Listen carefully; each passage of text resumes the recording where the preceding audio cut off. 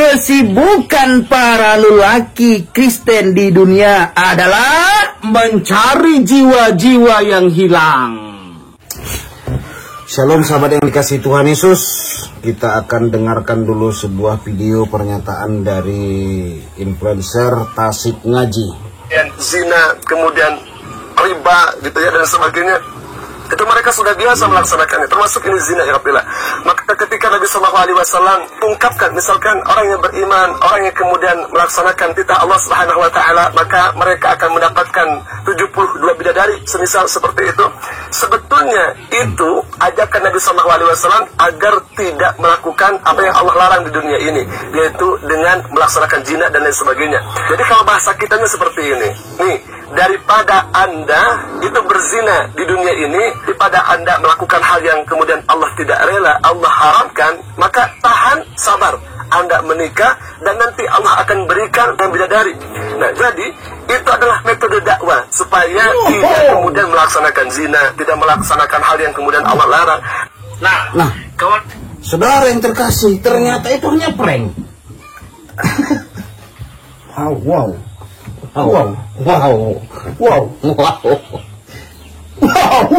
Ya Allah ini nggak dapat bidadari. Batal. Aduh, ternyata dari Tasik Ngaji ini saya tahu saudaraku, ternyata bidadari itu tidak ada. Itu hanya metode dakwah.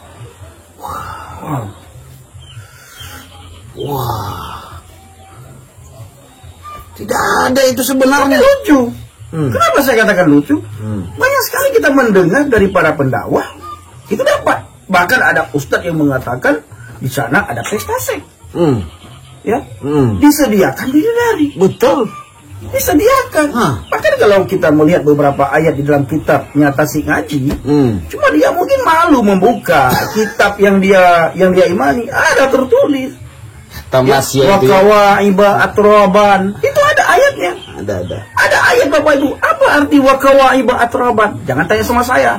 Saya bisa hafal. Saya juga tahu artinya. Iya. Saya mengajak Bapak Ibu semua untuk melihat sendiri arti daripada wakawaiba atroban. Nah, silakan Bapak Ibu cari tahu sendiri arti daripada ayat yang sudah saya bacakan. Yang jelas Bapak Ibu, kalau kita melihat kekristenan, jangan dulu bicara kekristenan. Jangan dulu ya. Jangan, Tuhan, merinding saya. Bagaimana ini kehidupan teman-teman kita yang sudah berharap banyak bahwa di sana itu sampai ada yang bunuh diri lagi berharap Yesus. Itu. Berarti nggak ada dapat apapun. Waduh. Saya baru kali ini dengar ada ustadz bilang itu hanya sebagai metode dakwah. Ya. Baru kali ini. Ya. Dan hanya Tasik Ngaji. Nggak ada ustadz-ustadz yang lain. Iya. Kalau kita bertanya misalnya kepada Ustadz Basalama, kita bertanya dengan Ustadz Firanda, kita bisa juga bertanya dengan Ustadz Abdul Somad. Ya, saya percaya itu, saya yakin sangat bertentangan dengan Tasik Ngaji. Tapi ya terserahlah, itu urusannya dia. Yang memberitakan ada seks di surga itu mereka, kita dengar bertahun-tahun. Bukan hari-hari, bukan berminggu-minggu, bertahun-tahun kita mendengar itu. Puluhan tahun, ratusan tahun malah. Sekarang muncul seorang anak muda yang pakai pakaian seolah-olah sopan sekali, yang pakai peci. Dia reaksi semua debater Kristen, semua apologet Kristen. Tetapi dia lupa mereaksi kawan-kawannya yang menghina Kristen. Saya katakan si Tasik Ngaji ini seorang yang kalau saya menyebutnya munafik. Ya, seorang yang munafik. Kenapa saya katakan munafik? Karena Tasik Ngaji itu hari-harinya kerjaannya sekarang asik mereaksi para apologet, para YouTuber Kristen. Tapi dia tidak pernah mereaksi Sinandar yang selalu mengolok-olok Yesus. Nggak pernah dia reaksi. Dia bela itu. Ya, dia bela itu. Tidak pernah dia reaksi si Yuni Ripa. Tidak pernah dia reaksi si Kainama. Tidak pernah dia reaksi Zomba. Nggak pernah, Bapak Ibu. Selalu dia reaksi orang Kristen yang membahas kitab mereka. Nah, jangan-jangan dia akan katakan, oh saya tidak mau mereaksi karena itu metode dakwah.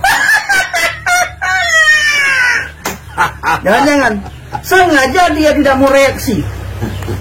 Kalau kita bertanya, anak muda kasih ngaji, kenapa Anda tidak pernah mereaksi si Uniripa? Kenapa Anda tidak pernah reaksi si Nandar? Kenapa tidak pernah mereaksi Kainama? Kenapa tidak pernah mereaksi orang-orang yang menghina Yesus, menghina Alkitab, menghina kekristenan? Bisa saja dia akan menjawab hal yang sama. Oh, itu metode dakwah. Metode dakwah, saudaraku. Tapi lihat, ketika ada apologet Kristen, YouTuber Kristen, saudaraku, membahas iman mereka, membahas kitab mereka, dia reaksi mulai dari isi konten, isi video, sampai sampul, ya, thumbnail, sampai ke deskripsi, gambar thumbnail, tulisan thumbnail juga. Iya, gambar thumbnail, tulisan di thumbnailnya, apalagi saudaraku, judulnya direaksi, isi deskripsi, dia reaksi semua, Bapak Ibu. Ini adalah manusia munafik. Agak aneh memang. Agak aneh manusia satu itu. Pemuda satu itu agak aneh, Bapak Ibu. Agak aneh. Kalau kita melihat gaya bicaranya ya, agak aneh. Lembut sekali, Bapak Ibu. Kalau orang Aceh bilang, kalau orang kami Aceh bilang, menyotakan lonji kan, ingatkah lupa, udah istilah meglok-glok aja. Artinya Bapak Ibu, kalau kita lihat gaya-gaya Tasik Ngaji, seolah-olah air gula dia tidak bisa minum. Tetapi racun dia minum meglok-glok dia minum. Itu Bapak Ibu, kalau kita lihat gaya bicara dia, lembut ya, sopan, tapi menusuk, saudaraku. Itu banyak sekali balok di mata Tasik Ngaji, saudaraku. Banyak sekali balok. Jadi dia harus pindah satu-satu. Itu capek, Bapak Ibu. Habis waktu untuk memindahkan balok satu-satu. Harus pindah karena banyak. Enggak. Buahnya. Enggak. Buahnya.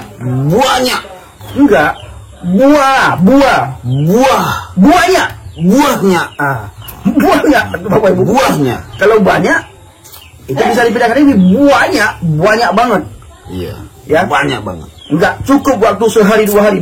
Perlu waktu bertahun-tahun untuk memindahkan balok di matanya Tasik Ngaji. Makanya dia tidak bisa melihat bagaimana Kainama menghina Kristen, bagaimana Nandar menghina Yesus, bagaimana Yuniripa menghina Yesus, bagaimana Zumba menghina Yesus, dan bagaimana para YouTuber Muslim lain yang menghina kekristenan. Enggak bisa dia lihat selama si Tasik Ngaji, seorang pemuda yang sok alim, sok sopan, sok santun, tidak memindahkan balok dulu, Bapak Ibu. Saya sudah lama ingin reaksi dia, ya.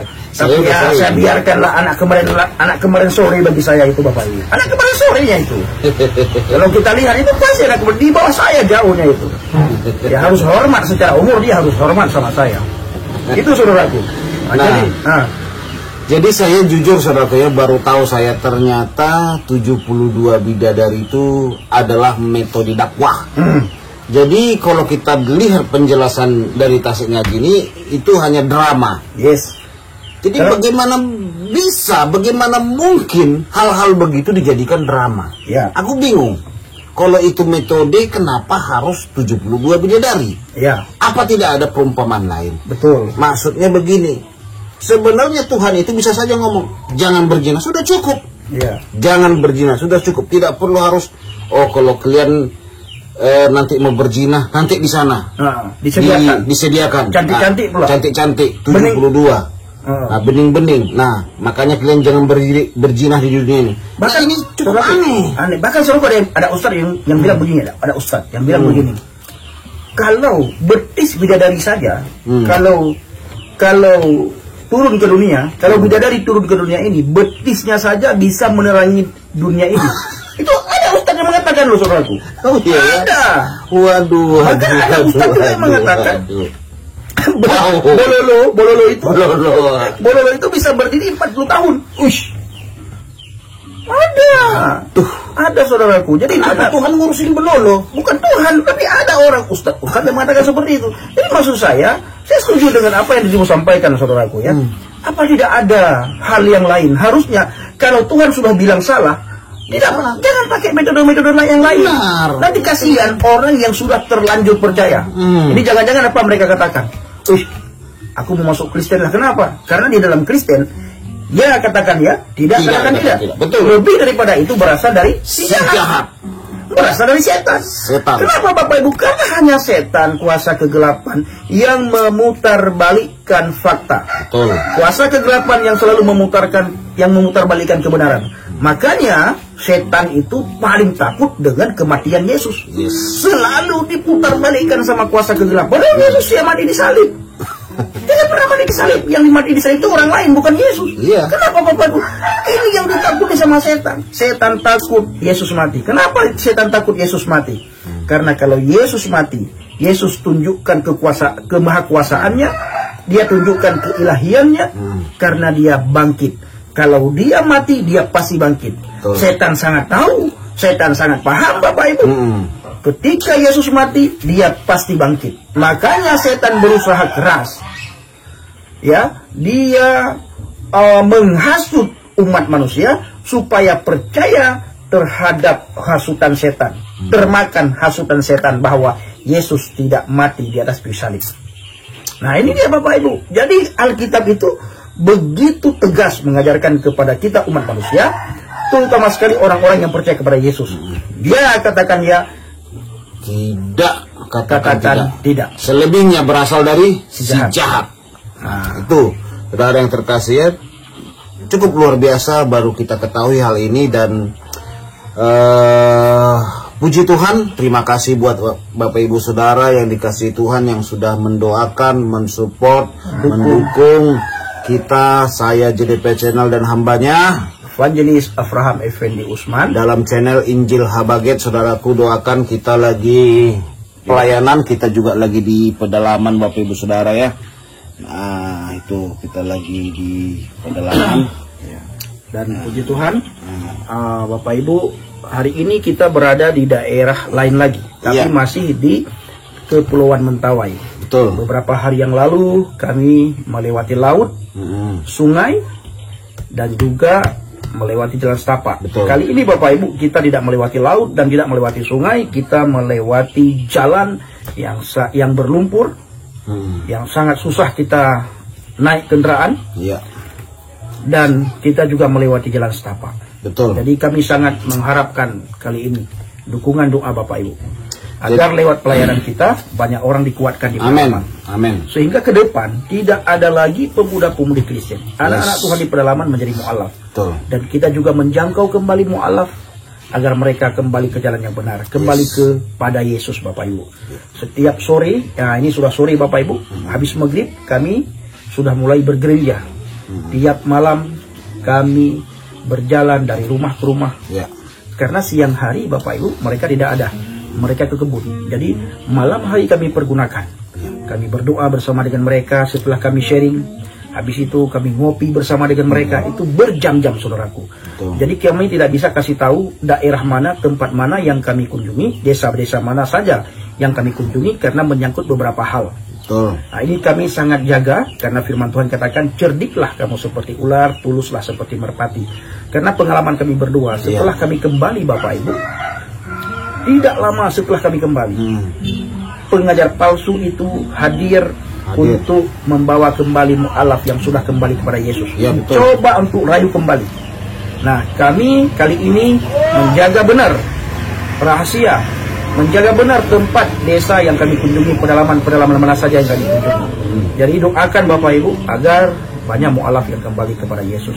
Dan kita juga buat seminar-seminar supaya mereka kita bekali, sehingga ketika datang guru palsu dan pengajar palsu, mereka bisa bertanya jawab dengan para guru palsu. Sehingga bukan saja mereka bisa menjawab, tetapi bisa bertanya balik, bisa menyerang balik Bapak Ibu. Ini juga kita bekali dan perlu sekali kita bekali. Nah, oleh karena itu, Tuhan dahsyat, Tuhan hebat, Tuhan ajaib.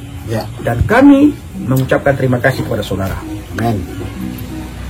Nah, itu saudara ya, doakan juga pelayanan kita nanti malam juga akan bertemu dengan para mualaf. Bahkan kita akan temui juga ketua mualaf dan orang-orang yang kita temui, kita ajak ngobrol seperti beberapa bulan lalu ya, sampai jam 12 malam saya lihat itu ya.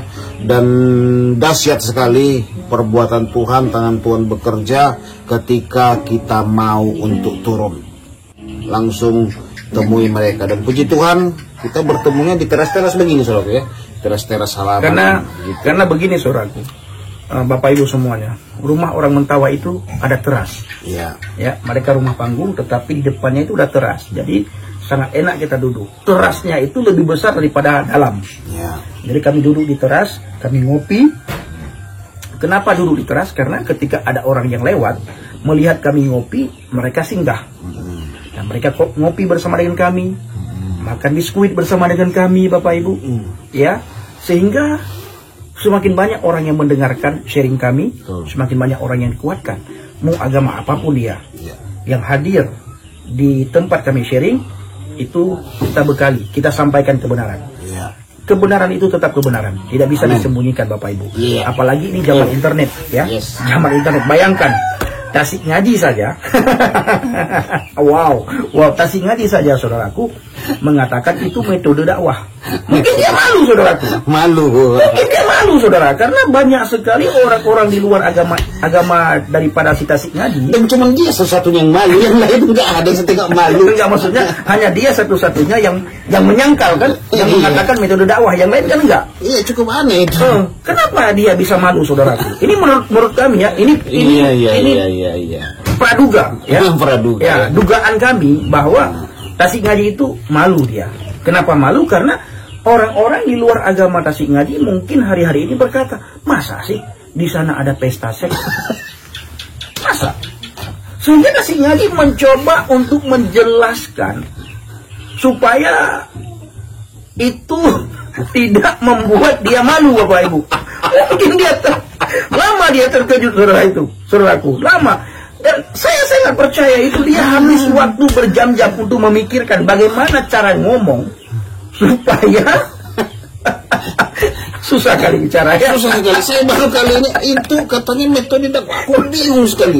Padahal sebenarnya cukup ya seperti yang kita jangan berzina. Ya udah, kan gitu kan selesai. Kenapa? Supaya tahan nafsu di sini, nanti di sana surga biar ditahan-tahan.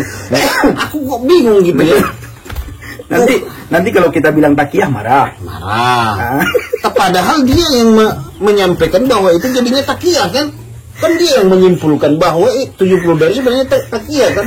Nah ini metode dakwah katanya. Waduh, baru kali ini saudaraku. Gaya baru ini saudaraku. Ini kalau di zaman era modern ini saudaraku ya, bisa disebut prank. Apa mau Tasik Ngaji disebut prank gitu kan? Dalam kepercayaannya kan tidak mungkin. Kena prank lah ya waloni kan, kasihan. Yang lain-lainnya itu kasihan. Nah oke, Bapak Ibu semuanya, Tuhan itu maha baik ya. Saya hari-hari ini sering bilang bersama dengan saudara saya, kami sering menceritakan di pedalaman ya, dengan orang-orang yang kami injili, dengan orang-orang yang kami jumpai begini. Kita itu menarik surga ke bumi, damai surga kita tarik ke bumi. Ya. Tapi ada orang-orang di sekitar kita membawa dunia ini, hal-hal duniawi ke surga. Nah, ini perbedaan bagaikan terang dan gelap, tidak akan bisa bersatu. Tidak bisa kita bawa hal duniawi ke surga. Pasti Bapak Ibu tahu. Contohnya, di sana ada yang bilang boleh minum alkohol. Itu nggak boleh, saudara. Itu hal-hal duniawi itu. Ya, surga aja, surga tempat yang kudus, masa boleh minum minuman alkohol, minum arak, minum yang memabukkan. Ini jangan-jangan Tasik Ngaji juga mengatakan metode dakwah.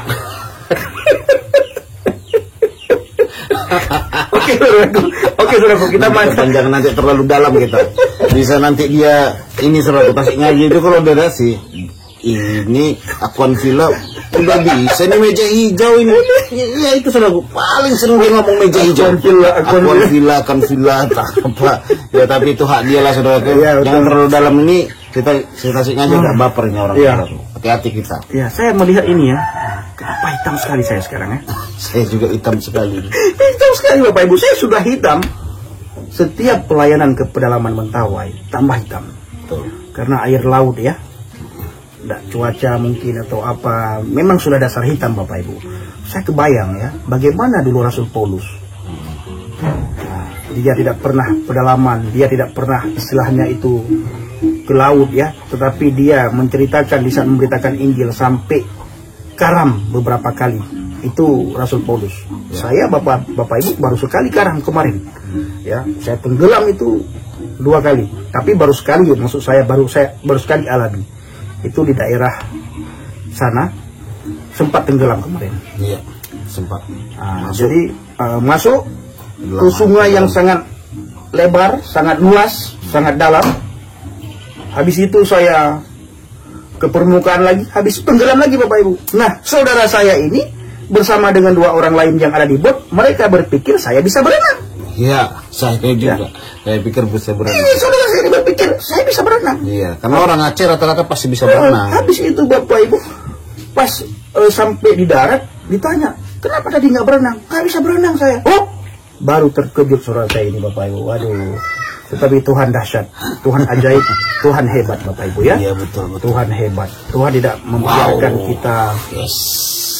Masih banyak, maksud saya masih banyak tugas kita yang perlu kita lakukan. Kalau tugas saya sudah selesai, tugas Bang JDP sudah selesai, maka kami akan dipanggil ke rumah Bapa di surga. Amin. Karena kita orang Kristen tidak mati Bapak Ibu. Kita orang Kristen tidak meninggal. Banyak orang bilang, oh tunggu pendia, tunggu JDP ya, tunggu kalian nanti setelah meninggal kalian akan merasakan azab.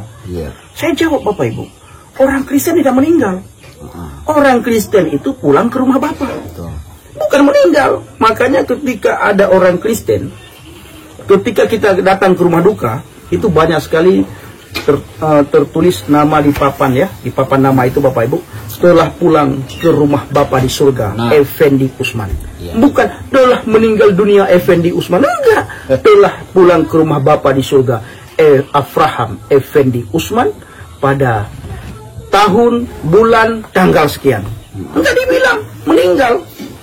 Maka kita lihat setiap orang yang pulang kepada bapaknya itu dipakai pakaian jas, sopan, ya, pakai celananya sangat keren, sepatunya sangat keren Bapak Ibu. Saya sudah berpesan kepada istri saya, kalau saya pulang ke rumah bapak nantinya, siapkan saya jas yang bagus, yang rapi, celana yang rapi, baju yang rapi. Saya bilang baju dalam putih, baju apanya itunya hitam, yang keren saya bilang, sepatunya keren saya bilang. Kenapa? Menghadap Bapa di surga. Amin. Nah, jadi luar biasa. Orang Kristen tidak meninggal, orang Kristen pulang ke rumah Bapa di surga. Maka kita disambut di sana oleh seluruh isi surga disambut. Maka kita harus pakai pakaian yang sopan. Luar biasa. Yes, haleluya. Puji Tuhan. Demikian saudaraku reaksi saya dengan hambanya Injil Habaget. Sekali lagi kami mengucapkan terima kasih buat Bapak Ibu Saudara yang sudah mendukung Injil Habaget dan JDP Channel, hambanya Evangelis Effendi Usman, dan saya Jamal Dodi Pasaribu mengucapkan salam Aki. Aku kabarkan Injil keselamatan. Bapak Yahweh, Bishop Adonai Yesua Hamasiah Ruach Kodes memberkati kita semua. Bagi Bapak Ibu yang ingin mendukung pelayanan kami, silakan di deskripsi Bang JDP dan deskripsi Injil Habaget. Tuhan Maha Dahsyat. Amin. Bye-bye, Tuhan berkati.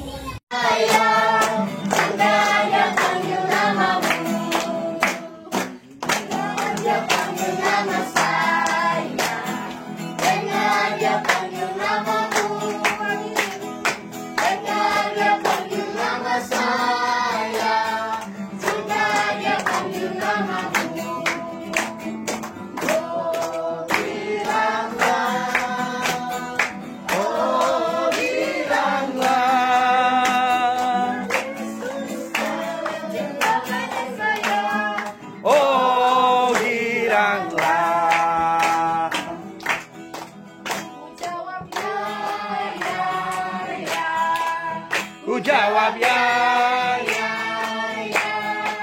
ku jawab ya Tuhan, ku jawab ya Tuhan, ku jawab ya, ya.